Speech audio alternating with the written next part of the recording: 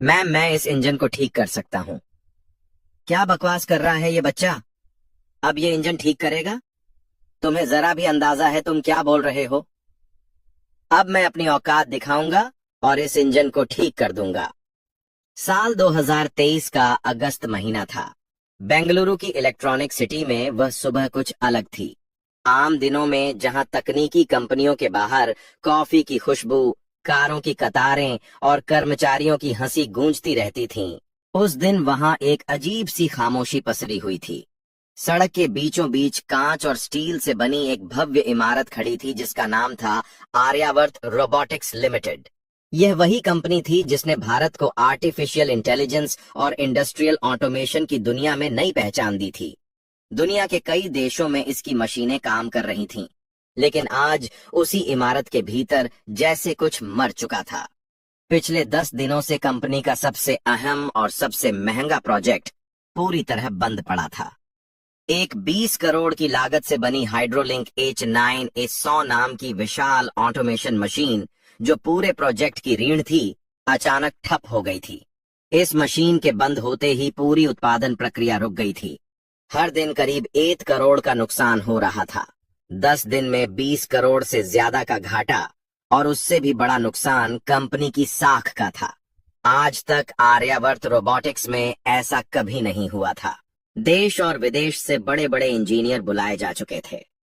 Germany, Japan और दक्षिण Korea से आई टीमों ने मशीन का हर हिस्सा जांचा।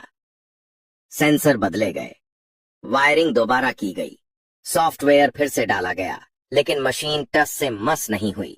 लाल चेतावनी लाइट लगातार जल रही थी, जैसे मशीन चुपचाप कुछ कहना चाहती हो, लेकिन कोई उसकी भाषा समझ नहीं पा रहा हो। इमारत के सबसे ऊपर कांच की दीवारों से घिरे मीटिंग रूम में अमन वर्मा खड़े थे। लंबा कद, सादी सफेद शर्ट, बिना टाई, आंखों के नीचे नींद की कमी के गहरे निशान। अमन टेक्नोलॉजी की दुनिया का बड़ा नाम थे। शून्य से इस कंपनी को खड़ा किया था उन्होंने। लेकिन आज उनकी आंखों में आत्मविश्वास नहीं, चिंता और डर साफ दिख रहा था। उन्होंने गुस्से में टेबल पर हाथ मारा और कहा, 10 दिन हो गए और अभी तक मशीन चालू नहीं हुई। क्या हम बच्चों की तरह कंपनी चला रहे हैं? कमरे में खड़े इंजीनियर सिर झुकाए खामोश थे। एक सीनियर इंजीनियर ने कांपती आवाज में कहा, सर, हमने हर सिस्टम चेक कर लिया है।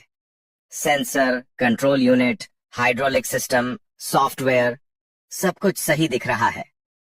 दूसरे इंजीनियर ने बताया कि जर्मनी की स्पेशल टीम भी 3 दिन से लगी हुई है, लेकिन असली समस्या पकड़ में नहीं आ रही। अमन ने गहरी सांस ली। गुस्सा अब चिंता में बदल चुका था। उन्होंने सख्त लहजे में कहा कि आज पूरा सिस्टम फिर से शुरू से चेक होगा और शाम तक रिपोर्ट चाहिए। मीटिंग खत्म हुई। अमन थके हुए कदमों से लिफ्ट की ओर बढ़े और नीचे आए। जैसे ही वह गेट के पास पहुंचे, उनकी नजर फुटपाथ पर बैठे एक लड़के पर पड़ी। उम्र करीब 15 साल, फटे हुए कपड़े, घुटनों तक जमी धूल, एक हाथ में जूते चमकाने का ब्रश और दूसरी तरफ पॉलिश की बोतल। वह जूते पॉलिश कर रहा था, लेकिन उसकी आंखें जूतों पर नहीं थीं। वह सामने खड़ी आर्यावर्त रोबोटिक्स की ऊंची इमारत को लगातार देख रहा था, जैसे उस कांच के भीतर उसका कोई सपना कैद हो। उस लड़के का नाम आदित्य था। अमन ने उसे बस एक नजर देखा और फिर आगे बढ़ गए। उन्हें क्या पता था कि यही लड़का कुछ ही घंटों बाद उनकी जिंदगी का सबसे बड़ा मोड़ बनने वाला है। आदित्य हर दिन यहाँ आता था। सुबह जूते पॉलिश करता, दोपहर में चाय वाले की मदद करता और शाम को फिर इसी जगह बैठ जाता। लेकिन वह बाकी बच्चों जैसा नहीं था। उसकी नजरें हमेशा कंपनी के मशीन सेक्शन की ओर टिकी रहती थी।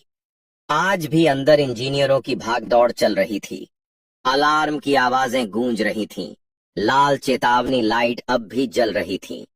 आदित्य ने धीरे से खुद से कहा, 10 दिन से मशीन बंद है, लेकिन यह लोग गलत जगह देख रहे हैं। असली समस्या तो बैकअप यूनिट में है। उसकी आवाज इतनी धीमी थी कि कोई सुन नहीं सकता था, लेकिन उसका दिमाग बहुत तेज चल रहा था। उसे पता था कि कोई उसकी बात नहीं सुनेगा, क्योंकि दुनिया जूते पॉलिश करने वाले बच्चों की बात नहीं सुनती।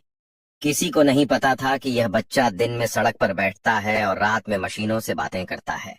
किसी को नहीं पता था कि उसकी जिंदगी कितनी खामोशी में लड़ रही है। आदित्य इमारत को देखते हुए मन ही मन बोला कि काश उसे बस 5 मिनट मिल जाए, सिर्फ 5 मिनट। वह इस मशीन को ठीक कर सकता है, लेकिन किस्मत हर किसी को मौका सीधे नहीं देती। अक्सर वह पहले इम्तिहान लेती है और आदित्य का इम्तिहान अब शुरू होने वाला था। आदित्य के लिए वह इमारत सिर्फ कांच और स्टील का ढांचा नहीं थी, वह उसके लिए एक सवाल थी, एक चुनौती थी और कहीं ना कहीं एक सपना भी। दिन भर सड़क किनारे बैठकर जूते पॉलिश करते हुए भी उसका मन वहीं अटका रहता था। ब्रश उसके हाथ में चलता रहता, लेकिन दिमाग मशीनों के भीतर घूमता रहता। लोग आते, जूते चमकवाते और चले जाते।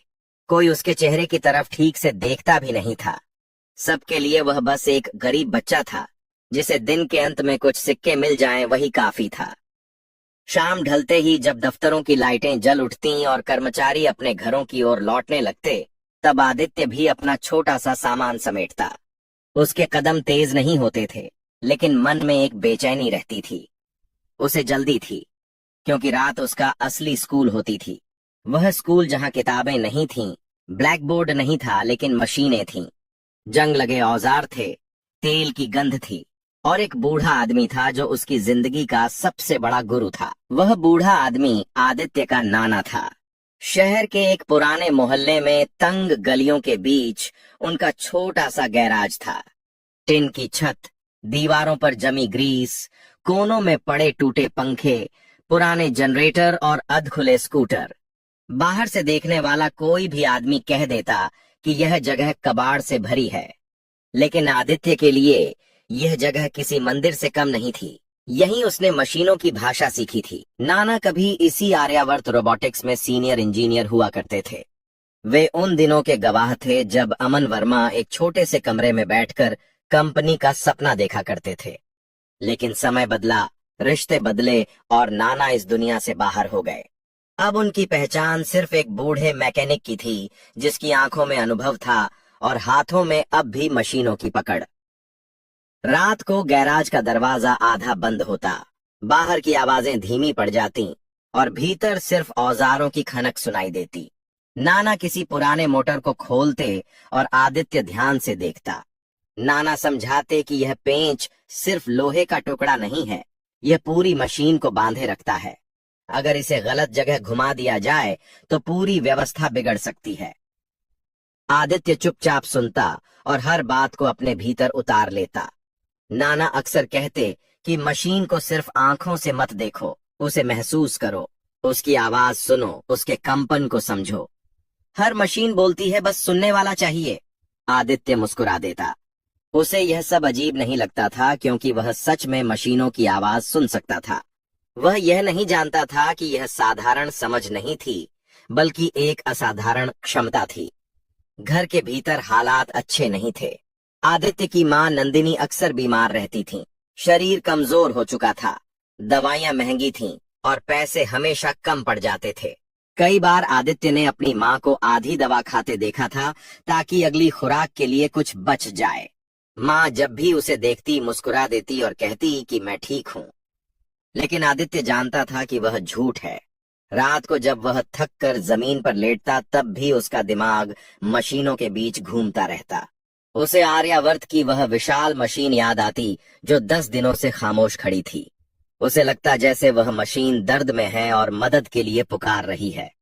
वह सोचता कि अगर उसे बस थोड़ी देर के लिए उसके पास जाने दिया जाए तो वह उसकी तकलीफ समझ सकता है।